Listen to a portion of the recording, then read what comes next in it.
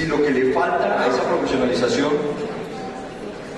es la experiencia para elaborar estrategias de seguridad ciudadana que sean eficientes. Entonces ahí también tendríamos otra dificultad en el campo de la aplicación del conocimiento. Y finalmente, si lo que hay, digamos, es una dificultad de evaluar el desempeño de un funcionario de policía preparado, formado, estructurado intelectualmente para desempeñarse en el servicio de policía. En ese aspecto, yo diría lo siguiente: las formas de evaluación del desempeño profesional del policía deben también tener algunas características especiales que permitan realmente hacer coherente e integrado esa evaluación con lo que la comunidad está sintiendo, percibiendo y recibiendo como servicio de policía. Quisiera colocar un ejemplo. Cuando un comandante policial tiene como meta disminuir los homicidios, y eso casi que se convierte en una obsesión, porque hay una presión institucional, hay una presión política también, y hay una presión social para poder reducirlos. Esa presión obviamente la siente el funcionario de policía, y como medida de evaluación, ese comandante policial le dice a sus funcionarios: si a usted se le presenta un homicidio en su jurisdicción, eso tiene una nota negativa en su folio de vida. Eso no es desprofesionalizar. Una buena pregunta. Yo todavía no me la he respondido, pero eso no es desprofesionalizar. Y entonces tendríamos que mirar también cómo estamos evaluando el desempeño. Y tendríamos que mirar si ese desempeño realmente está correspondiendo a un profesional que se preparó para el servicio de policía y a una comunidad que tiene unas expectativas de seguridad frente a ese funcionario. Yo pensaría que hay varios aspectos que tendremos que comenzar a mirar. El primero, me parece que en los 90 la policía tuvo una gran influencia de la administración. Las corrientes administrativas, digamos, tuvieron un crecimiento importante y se miró la institución con un enfoque empresarial. El ciudadano en ese momento se llamó cliente. Y la gran pregunta es: ¿el ciudadano es un cliente de la policía? Y ahí hay otro debate. Realmente el ciudadano no es ningún cliente de la policía. En policía y en ley, para una empresa, el cliente siempre tiene la razón. Para la ley, el ciudadano no siempre tiene la razón. Tiene la razón la ley. Y además el ciudadano, como dice Thomas Marshall, no lo podemos catalogar como cliente, porque el ciudadano es aquella persona que está legítimamente insertada en una comunidad, tiene libertades, tiene derechos, participa activamente como ciudadano. Me parece que ahí se produjo una primera distorsión, y uno encuentra que si el policía trata como cliente al ciudadano, hay una distorsión. Probablemente sea cliente de la vigilancia privada, probablemente sea cliente de la vigilancia privada, porque ahí se genera una rentabilidad económica. Pero yo pienso que hay un primer error, si todavía subsiste, que hay que corregir. El segundo aspecto es, como lo señala otro tratadista, Steiner Hoyle. Este sociólogo criminólogo hizo un estudio por allá en los 60 en Londres, y eso le permitió llegar a una conclusión que es el pánico moral, la teoría del pánico moral. Y lo que dice Cohen es que las sociedades tienen periodos en que caen en un pánico moral. Uno diría que para el caso colombiano, nosotros tenemos un pánico moral desde el 64 por nuestro conflicto armado interno. Entonces, el colombiano tiene temor, tiene pánico de que eso le genere, esa amenaza le genera inseguridad. Otras sociedades tienen otro tipo de pánico. Por ejemplo, el racismo en algunas sociedades genera pánico. Ese pánico moral, ¿cómo lo vive la comunidad en donde ese funcionario de policía policía desempeña su trabajo. ¿Cuál es una amenaza, de acuerdo a COE, que genera mayor pánico moral a esa comunidad? Y ese pánico moral que genera en la comunidad es el que coincide con el del país, con el de la región, o estamos inventándonos una serie de cosas que no tienen que ver nada con esa comunidad. Cuando los fenómenos criminales crecen a lo que hoy se conoce como macrocrimen, hay un problema, y es que todo lo generalizamos. Desde la pinchada de un carro aquí en Bogotá, entonces o son albatrim o son la guerrilla. Entonces todo lo generalizamos. Y resulta que el policía es un gravísimo error, cuando el funcionario de policía lo que tiene que atender es una situación de pánico local, de una comunidad que tiene unas necesidades y unas exigencias distintas a las que de pronto como institución se tienen concebidas en el marco institucional. Y ahí obviamente que hay que hacer un esfuerzo de identificación para mirar si efectivamente primero hay pánico moral y cuál es la amenaza. Pero además lo que dice COE es que ese pánico moral impacta a la comunidad cuando la comunidad percibe que esa amenaza va a afectar sus valores fundamentales. Cuando el barrio, o en el barrio la comunidad comienza a decir a la gente, se llenó esto de expendio de drogas, ahí hay pánico moral. ¿Por qué? Porque el riesgo que ven esos padres de familia es que sus hijos caigan en el consumo y van a afectar los valores que tiene una sociedad, a una comunidad. El otro elemento es el siguiente, y este debate me lo tomo un poco del exterior. Antes de que el señor Giuliani fuera el alcalde de Nueva York, cuando llegó a Nueva York, él constató un dilema que él mismo lo resolvió de una manera, digamos, empírica de pronto, que es el dilema que hoy podremos tener las policías, no solamente de acá, porque eso la tiene la policía, lo que es la policía comunitaria. La policía comunitaria es una especialidad, es una actividad. ¿Qué es? Giuliani lo que encontró ahí es que la policía comunitaria, como él la veía en Nueva York, distorsionó el sentido de seguridad policial. Entonces él dijo, nuestros policías se convirtieron en trabajadores sociales. Y hay un riesgo entonces entre relación pública policial, trabajo comunitario policial y trabajo social policial. Son absolutamente distintos. Y ese es un debate que hay que dar. Eso es una especialidad. O el trabajo de la comunidad es mi razón de ser como policía. Y lo que hay es una dificultad en mi actitud frente a la comunidad que me aleja y que impide que ese acercamiento comunitario se dé sin una especialización. Y ahí hay varias cosas. Legitimidad. ¿Qué es la legitimidad? El reconocimiento que tiene una comunidad pequeña o grande de su policía, del desempeño de su policía. Un policía reconocido por su liderazgo ético. Un policía reconocido por ser capaz de cohesionar socialmente esa comunidad alrededor de unos intereses comunes de seguridad. Un policía que tiene una capacidad de interlocución. Eso es vital hoy es vital. Miren ustedes, nosotros estamos entrando en una etapa de posconflicto y por eso se hacen unos esfuerzos grandes por poner la policía en posconflicto. Yo les quisiera llamar la atención de lo siguiente. Nosotros los colombianos desde el 91 ya estamos en el primer posconflicto. Ese primer posconflicto trajo un resultado importante.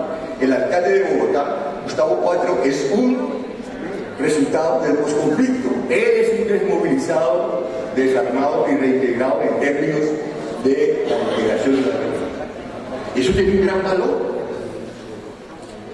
A veces la comunidad internacional no le da ese valor a Colombia. Somos incluyentes, somos tolerantes, permitimos la participación política. Esa es la demostración. Desde el 91 estamos en el posconflicto en Colombia, llamémoslo parcial o posconflicto incompleto. Y en el 91, esa constitución que tenemos nosotros hoy en 91, se hizo también con la participación de la insurgencia. La Constitución del 91, por lo tanto, tiene ADN de la insurgencia. Es de un gran valor. Sabíamos que la guerrilla había participado en la elaboración de una Constitución. ¡Qué valor para una democracia tan importante! La policía, entonces, ¿qué ha hecho desde el 91? Porque la policía del postconflicto, en mi opinión, está definida en el 91. Dice, naturaleza civil. Dice, garantizar las libertades y los derechos ciudadanos. Y dice, garantizar la convivencia pacífica. Ese es un concepto para cualquier policía del mundo en paz. Porque hay otra distorsión. Y es, que han pensado que la policía se concentró en el famoso conflicto armado interno y lo demás, ¿quién lo hizo? Ahí hay una gran distorsión que me parece a mí que hay que revisar de manera detallada. Finalmente, pienso que hay dos paradigmas universales de policía: el de ejecutar la ley y el de mantener el orden. Ejecutar la ley y mantener el orden. Lo que no puede hacer la policía es irse a los extremos. Un extremo de policía de proximité o un esfuerzo de policía operativa netamente coercitiva. Porque ambos extremos producen un impacto negativo en la comunidad. Y finalmente, uno tendría que reconocer que los modelos de seguridad que se aplican son esenciales. Hoy una pregunta, digamos, en lo que es nuestro servicio en la calle, servicio de policía, ¿habrá un modelo de vigilancia al azar? ¿O realmente la vigilancia obedece a unos elementos estudiados, analizados, que nos permiten una respuesta eficiente? Yo pienso hoy que la Policía Nacional Colombiana tiene uno de los capitales más importantes de la región. Es una policía que en el conflicto armado interno, en mi opinión, supo conservar la civilidad. Supo conservar la civilidad. Y ese es un gran valor. Un gran valor. No creo que después del 91 la Policía Nacional de Colombia tenga absolutamente ningún rasgo militar. Me he puesto a mirar las estrategias, me he puesto a mirar los planes de seguridad, departamentos y municipios seguros, y no he encontrado absolutamente ningún rasgo que nos diga que la policía tiene una concepción de esa clase. Y eso me parece que es sumamente valioso para la civilidad que la Constitución nos señaló a nosotros. Muchas gracias.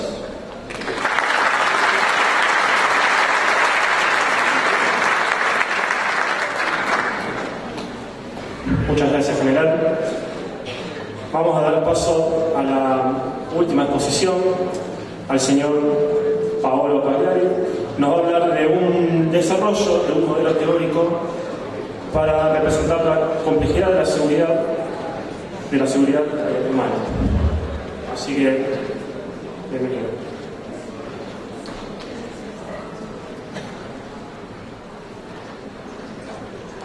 Es terrible hacerlos desde aquí. Lo intentaremos. La tranquilidad. Hoy ustedes me van a creer que desde ayer esa palabra me deja intranquilo. Y de hecho volví a mi cuarto y destruí prácticamente todo lo que tenía que decir ahora para reconstruirlo. Porque yo quiero encontrar, para mí, un sinónimo de la paz, que no sea exactamente la tranquilidad. Aquí viene una deformación profesional, algo que tiene que ver con mi historia. Mi abuela me contaba que durante el fascismo tú podías salir a las 2 de la mañana y no te pasaba nada porque todo era muy tranquilo. Bueno, nadie me podrá convencer que esa gente tenía paz, pero sí tenía tranquilidad. Creo cuestión de la paz esté en 1948 con la Declaración Universal de los Derechos Humanos. E lo creo firmemente, e creo que una confirmación de lo que yo creo está en la elección del PNUD a mitad de los años 80 de redefinir el desarrollo humano y de proponernos a todos un concepto de seguridad. La seguridad humana. ¿Y qué es la seguridad humana? La seguridad humana es la tutela y el nivel de reconocimiento de tus derechos como individuo. Quiero llegar al punto. Los derechos humanos hablan de derecho a la educación, a la salud, la libertad de expresión, la libertad de creer, la libertad de moverte. Bueno, dice el PNUD, no yo, que si no tienes esta libertad, no estás seguro. Y agregaremos, si no estás seguro, no estás en paz. Bueno, entonces... ¿Escucha? Mucho mejor. Sin efectos especiales. ¿Me entiende? La seguridad, esa palabra con la S minúscula, es mucho más que nadie me mate, que nadie me robe.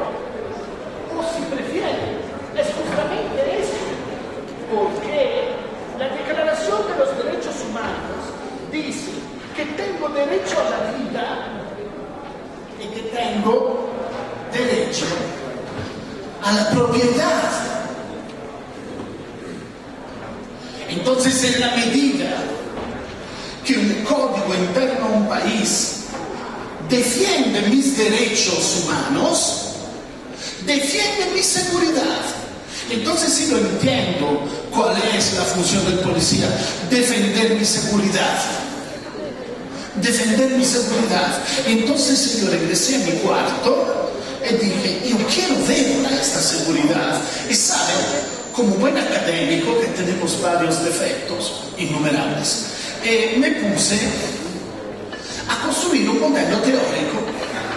Cuando uno dice modelo teórico, inmediatamente todo el mundo se espanta, piensa en el software, piensa en la computadora. No, me puse a hacer dibujitos, un poco como el comisario Maigret en las novelas de Georges Simenon. Se sentaba en una mesa, veía pasar el mundo y dibujaba en la servilleta.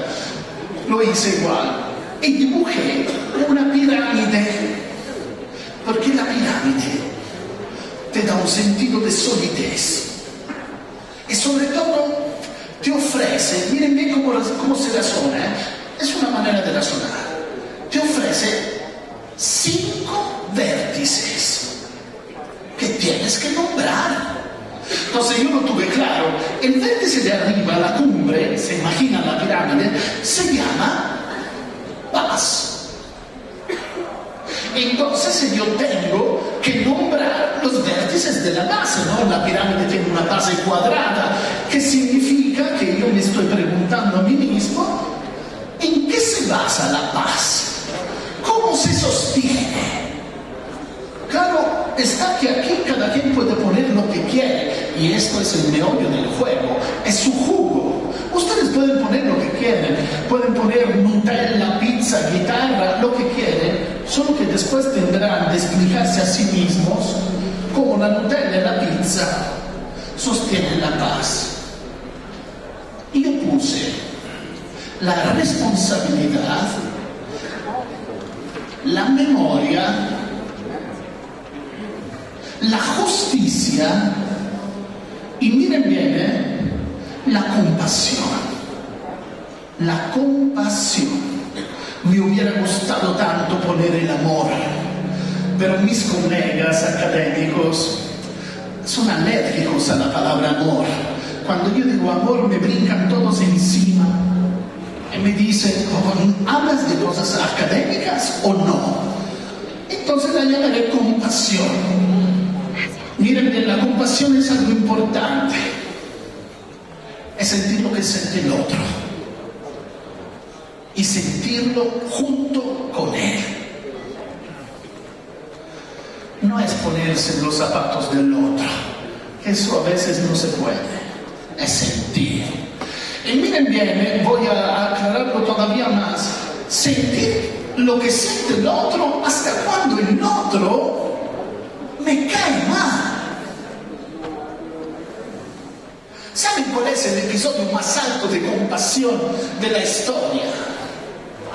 Cuando el pobre de Príamo fue a la tienda de Aquiles a pedirle el cuerpo de su hijo, porque Aquiles no solo lo había matado a Héctor, sino se lo había llevado. Entonces el pobre de Príamo, fíjense, el rey de los reyes, se disfraza, va a la tienda de su enemigo, no uno que le cae gordo, un enemigo, y le dice, devuélveme mi hijo, ¿no?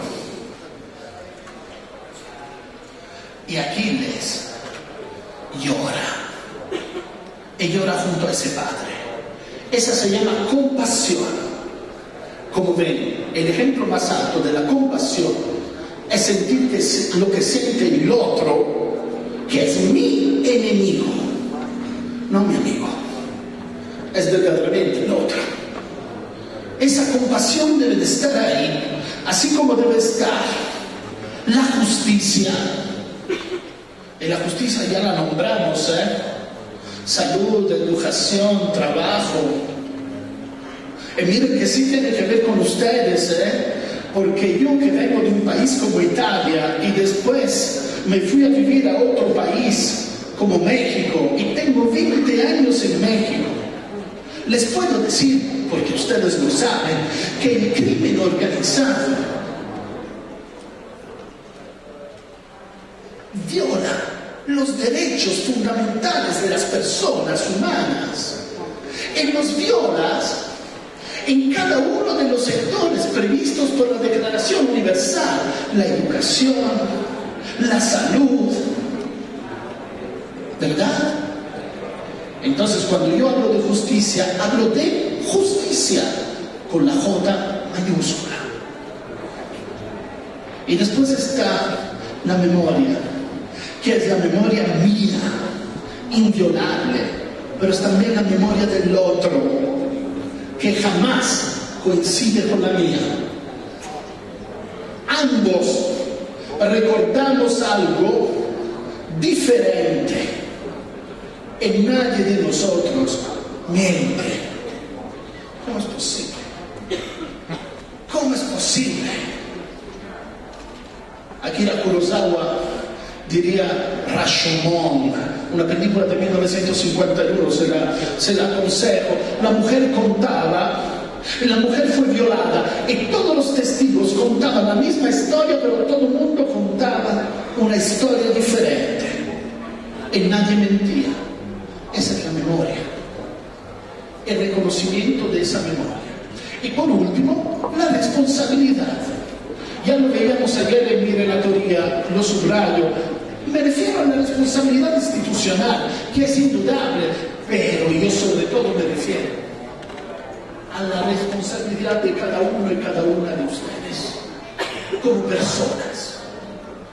Porque esa es la verdadera responsabilidad, ¿saben? Es responder, dar la cara. La última vez que estuve aquí hice un ejemplo un poco académico, no sé cuántos estaban, no quisiera repetirme, pero lo haré porque es bueno. A finales del siglo XIX, a un rabino, un guardia ruso, le preguntó para ponerlo a prueba: oye, rabino, ¿no que Dios lo sabe todo? Y entonces, ¿por qué cuando Adán come del fruto prohibido, Dios le pregunta: ¿dónde estás? Y el rabino le contesta: sí, Dios lo sabe todo. Solo que Dios quiere saber si Adán sabe dónde está. Esa es la responsabilidad. Cada uno de ustedes, y me incluyo, cada uno de nosotros, todos, también los que estamos sentados aquí, todos, tenemos que contestar continuamente la pregunta: ¿dónde estoy? Porque ¿dónde estoy? Es lo que debo. Vean bien, estos son los pilares de la paz. Solo que este modelo teórico, con 4 pilares, no me sirve. Y me di cuenta que no me servía cuando ya lo había acabado. Porque pretendí voltearlo para recargarlo en una de las caras de la pirámide, y me di cuenta que la pirámide, cuando la volteo, ya no es una pirámide, es una pirámide volteada. Y entonces pasé a otra figurita que se llama tetraedro. ¿Qué palabra, Es una pirámide de 3 caras hecha con triángulos equiláteros idénticos. Tiene solo 4 vértices que yo nombré, por supuesto, responsabilidad, memoria, compasión y justicia, y es la pirámide de la seguridad humana, que es sinónimo perfecto de la paz. Y qué sorpresa este modelo teórico. Qué sorpresa. Cuando lo volteo es siempre igual, pero en la cima tiene algo diferente. A veces la responsabilidad, a veces la memoria. Todos los elementos que componen ese modelo tienen que ver con todos los demás. Con todos los demás. Es decir, hay un lado, ¿cómo se llama? Una arista, ¿sí? Que los conecta con todos los demás puntos. ¿Qué significa en términos de pensamiento complejo? Que es lo que yo hago en la multiversidad de Edgar Morin. Significa que todo depende de todo. Que la justicia depende de la memoria y de la responsabilidad. Y que la responsabilidad depende de la compasión y de la justicia. Y que si queremos la paz, no podemos descuidar nada de este modelo teórico. ¿Cuánto tengo, amigo? Un poquito más para concluir, porque ustedes ya me entendieron. Esa es una respuesta a la profesionalización. Yo, que soy un profano, diría más bien un ignorante en materia, no vengo a decirle a los policías que tienen que saber en su propia profesión, porque yo no soy policía y no puedo decirles a ustedes desde la academia que deben saber. Pero sí sé una cosa, que todo lo que ustedes deben saber no es suficiente si no aprenden también la compasión, la responsabilidad, la memoria y la justicia. Y para aprenderlo hay un camino, y es el camino de las 3 competencias que yo recuerdo siempre a mis alumnos: la competencia de la inteligencia, la competencia del pensamiento y la competencia de la conciencia. La inteligencia, como ustedes saben, es el arte estratégico. La inteligencia es el arte estratégico, es esa competencia que tenemos para juntar cualidades distintas frente al mundo que cambia. Por ejemplo, se fue la luz y es un imprevisto, y ahí juega la inteligencia.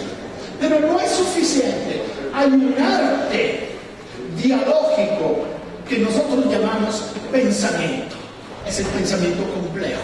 Esta capacidad de pasar de tu disciplina a la pluridisciplina. Miren bien, pluri, no multi. A la pluridisciplina, que pero no es suficiente, lo escuchamos también hoy en la mañana. La multidisciplina me permite La interdisciplina, es decir, el trabajo de más de una disciplina, es lo mismo, pero la cosa que más es importante en el pensamiento complejo es la transdisciplina. No se espante. Es como cuando tú estás sentado en la mesa comiendo y te das cuenta que hay una silla floja. Y entonces agarras un cuchillo que sirve para comer y lo usas como desarmador para apretar la silla. Esta es la transdisciplina. Utilizo la herramienta de una disciplina, comer, para otra disciplina, apretar el tornillo. Hay que aprender a hacerlo. Hay que aprender a hacerlo. Van a ser otras personas. Y al final la conciencia, cierro con la conciencia, porque ese es el aprendizaje más grande. La conciencia son 4. La conciencia de quién soy,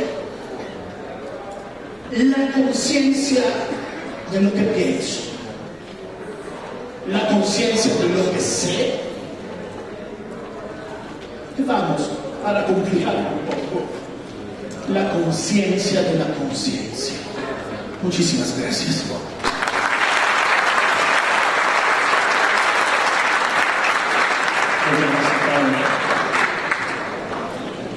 Bueno, inmediatamente vamos a abrir un espacio de preguntas para quien quiera interrogar a los panelistas en cualquiera de las temáticas que se pusieron, y tenemos un rato como para hacerlo. Así que si tienen una pregunta, simplemente levanten la mano. Aquí tenemos una. No te quiero buscar el micrófono.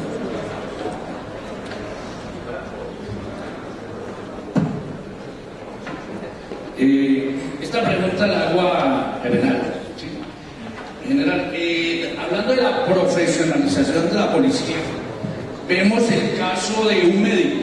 ¿Sí? El médico es un profesional, en la medicina, pero el médico es profesional, pero tiene que estar sujeto a las condiciones de una EPS para determinar si ejerce su profesión y lo haga de A o B manera. El policía está sujeto también a un código, ¿sí? Hablo del código de ética policial y el código de procedimiento penal.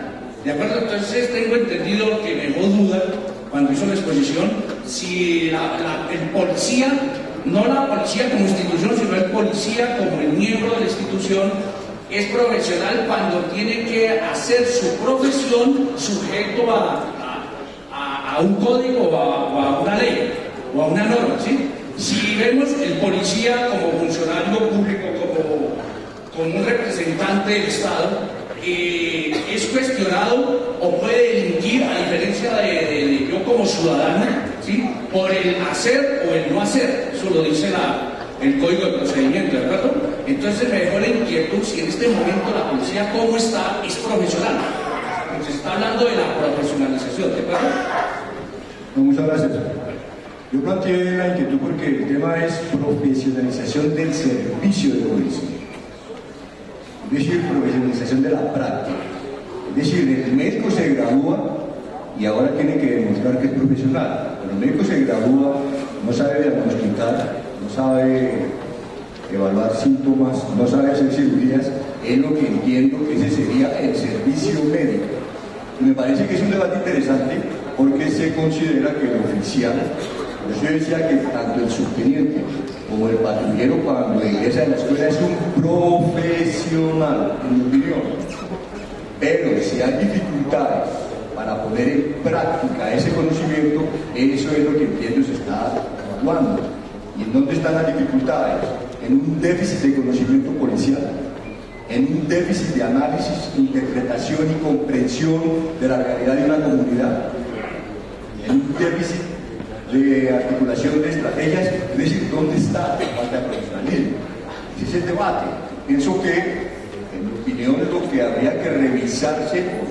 Bueno, la palabra revisar es un poquito muy complicada porque hoy tenemos un debate en Colombia con el tema de la revisión de la doctrina, ¿no? En el campo militar.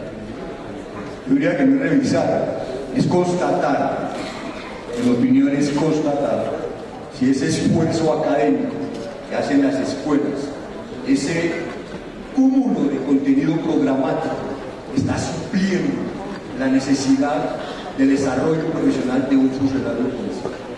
Si hoy hay una fractura entre ese gran esfuerzo académico y la práctica policial, ahí es donde me parece que estaría el debate. Para mí, digamos, más que profesionalizar el servicio policial, lo que consideraría es actualizar conocimientos, actualizar estrategias. Y por eso el policía regresa a su escuela. Entonces el subteniente regresa a primero para poder llegar a comisario. Me parece que eso es, porque es que el tema profesional es muy sencillo. Si a usted le dice que usted es un profesional, usted queda como con brazos caídos, se bajan como así. ¿Sí? Esa es la dificultad. Y yo pienso que hay que, eso no, para eso, digamos, para la controversia. ¿Dónde está el déficit? Es en esos aspectos, o realmente lo que estamos es buscando actualizar el servicio público.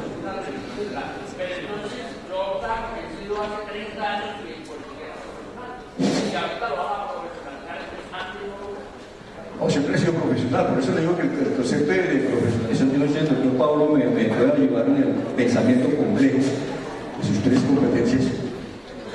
Pero la profesión nace primero de una formación, o sea que hay un conocimiento. Segundo, de la validación de ese conocimiento que lo legitima. Y tercero, de la práctica de ese conocimiento. El médico es tan médico profesional como es policía. El policía es profesional porque estudió. Miren, esto era parado.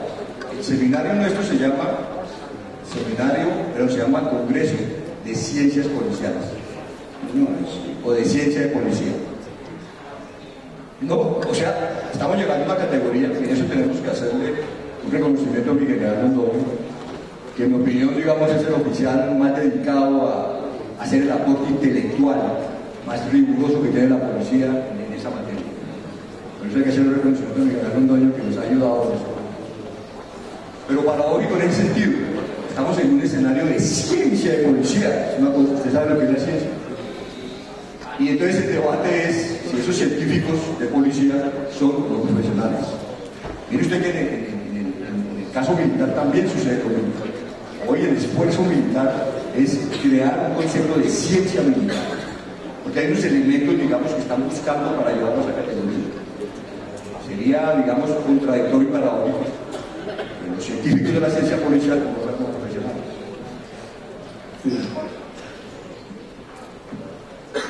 ¿Tenemos alguna otra pregunta? Sí, acá tenemos. Muy amable para el señor general Delgado. El tema que se plantea y es la profesionalización del servicio de policía, un reto para la seguridad y la tranquilidad pública. En la exposición que hizo el señor general, pues además de las dudas que usted planteó, me dejó unas mayores. Después de un determinado tiempo en una institución, trasegar, pasar por ella y hoy en día estar al otro lado del río, pues yo considero que debemos de tener ya claro lo que es el profesional en policía. Pero ese no es el tema acá. El tema es la profesionalización del servicio de policía, que es muy diferente al profesional en policía para desarrollar el servicio policial. Ese sí es el tema que nosotros debíamos de entenderlo. Es decir, ¿será que este profesional de policía el día de mañana, en lo llamado ahora posconflicto, que estamos más bien entrando a lo que es un posacuerdo, que ni siquiera la realidad de cómo se va a llegar, si sea la paz o no, eso todavía no lo entendemos ni lo podemos precisar? La realidad es entonces ¿será que este profesional de policía de nuestra institución colombiana estará capaz, estará a la altura de ese ambiente, de ese futuro que se nos va a presentar? Y yo considero que la institución policial colombiana ha venido trasegando no hoy, sino mucho atrás, para llegar a enfrentar este reto. Y es lo que quiero dejar, no sé, y yo me aparto un poco de la precisión del planteamiento que hizo usted, señor general. Gracias. Muy gentil por su aporte, pero no tuve la pregunta. No, digamos, ¿cuál sería la pregunta? Entiendo que hay un planteamiento, está bien, pero entonces no hay pregunta, es un planteamiento. No, digamos, no le doy ningún inconveniente porque eso se trata del debate, ¿no? No me permite insistir en la analogía del médico. Entonces el servicio médico no es profesional, ¿no? El médico cuando hace una cirugía no se comporta como profesional. Eso es lo que me parece que estamos haciendo en el debate hoy. El servicio de policía, donde la práctica de unos profesionales, ¿por qué decimos que le hace falta profesionalización? ¿Por qué decimos? Esa es la pregunta. Es que hay déficit de conocimiento policial, hay déficit de estrategia, hay déficit de análisis, de interpretación, de conversión de los fenómenos de seguridad, hay déficit de acercamiento a la comunidad. ¿En dónde está el déficit? Para poderlo corregir. Esa es la pregunta, ¿no? Soy profesional, ¿cómo es posible que mi práctica no sea profesional? Ese es el gran problema. El psicólogo hace su análisis, hace su psicoanálisis, y entonces el psicólogo es profesional, pero ahí no es profesional. Ese es el gran dilema en que nos enfrentamos hoy. Y me parece interesante, me parece muy interesante. En mi opinión, la práctica es la que mide el talante profesional. Para mí el servicio de policía es el desempeño de la profesión de unos profesionales, en mi opinión. Hay que hacer es obviamente actualizar el conocimiento. Eso sí es absoluto. Y por eso hay un retorno permanente del policía hacia su escuela, o hacia el curso, o hacia la preparación, o hacia su actualización. Ese escenario de servicio de policía necesita obviamente actualizarse. Porque podríamos quedar en un estado, digamos, de deficiencia profesional. Pero ese es el debate, ¿no? Ese es el debate. Muchas gracias.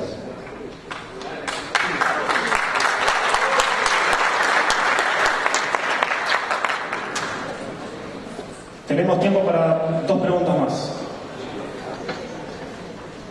Gracias.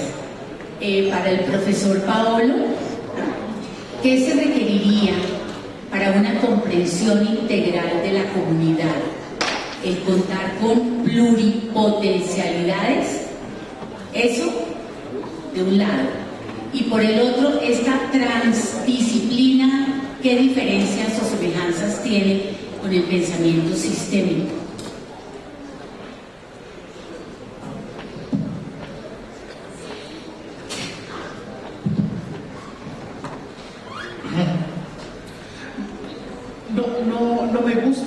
No me gusta parecer simplista, porque sería exactamente lo contrario de lo que pienso. Y sin embargo, lo que sirve para conocer una comunidad es algo muy simple, pero nada fácil: la escucha. ¿Qué te sirve para conocer al otro? Escuchar. ¿Cuántas veces me han dicho a mí, de mala manera, me oyes, pero no me escuchas? Eso pasa en todo, en las relaciones interpersonales más íntimas, en las relaciones entre actores del mismo grupo social, y por cierto también en las relaciones entre instituciones y personas. Te oigo, pero no te escucho. Escuchar no es exactamente oír.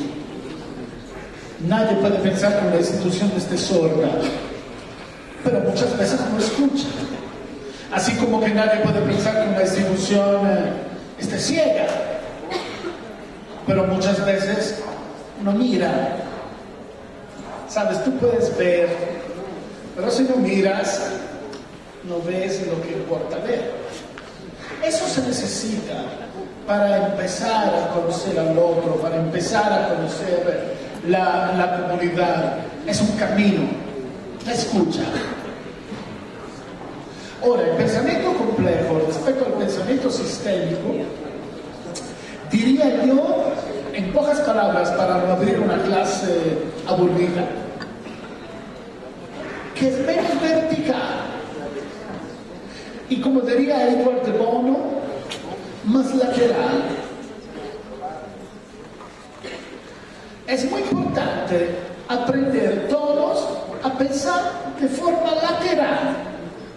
Había un tipo que debía un montón de dinero, entonces se puso en las manos de un usurero. Y un día ya no lograba pagar. El usurero le dijo, como todo, ¿no? Muy amable, le dijo: no te preocupes, hagamos así. Ponemos adentro de una bolsa una piedra negra y una piedra blanca. Si tu hija saca de la bolsa la piedra blanca, yo te perdono la deuda. Si tu hija saca de la bolsa la piedra negra, ella es mía. Entonces el pobre hombre no sabía qué hacer, porque el pensamiento sistémico, a pesar de que es muy bonito y que permite hacer cosas extraordinarias, tiene límites. ¿Qué voy a hacer? La hija dijo: papá, ¿qué hacemos? Agarró la bolsa donde adentro estaba supuestamente una piedra blanca, una piedra negra, pero ella había visto que el individuo, el usurero, había puesto 2 piedras negras adentro de la bolsa. Entonces la pobre mujer pensaba: ¿qué voy a hacer? Si saco cualquier piedra, voy a perder. Si no saco ninguna, queda la deuda. ¿Sabes qué hizo? Sacó una de las piedras y la dejó caer en el medio de todas las piedras. Y el usurero dijo: desgraciada, ¿qué hiciste? Ella dijo: cálmate, no te agites. Vamos a ver de qué color era la piedra que se quedó adentro de la bolsa y sabremos de qué color era la piedra que yo agarré. Y ganó. Esto se llama pensamiento lateral y es parte del pensamiento complejo.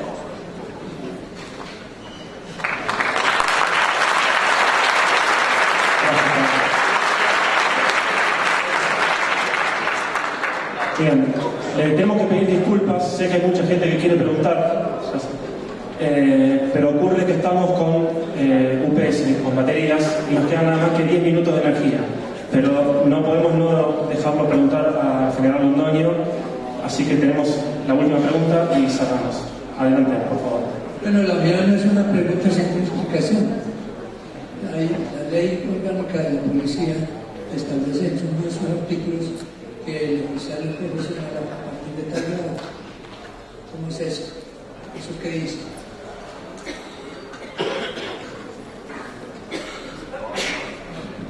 Disculpe, mi general, no lo entendí, perdón. Que la ley orgánica de la policía hay un artículo donde dice: a partir de tal grado los oficiales son profesionales. ¿Y eso qué es?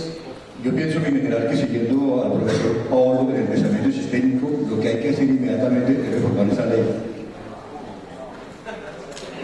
Sí, ya, esa es con todo respeto, mi general, hay que reformarla. Parece que hay una subvaloración de un esfuerzo académico del subteniente y del patrullero, una subvaloración, una subestimación de su profesión. El patrullero es profesional cuando regresa y el subteniente es profesional cuando sale. No es posible, digamos, que estemos en un rango universitario, en las escuelas, en los rangos tecnológicos enfocados a nivel del sistema de educación nacional, significa que somos profesionales, sino hasta cierto grado. Me parece que hay una contradicción. Lo primero que yo haría, mi general, siguiendo el pensamiento lateral del doctor Paulo, es que hay que reformar esa ley. Sí, mi general. La ley y la práctica a veces. Bueno, muchas gracias y le damos un aplauso a todos los panelistas.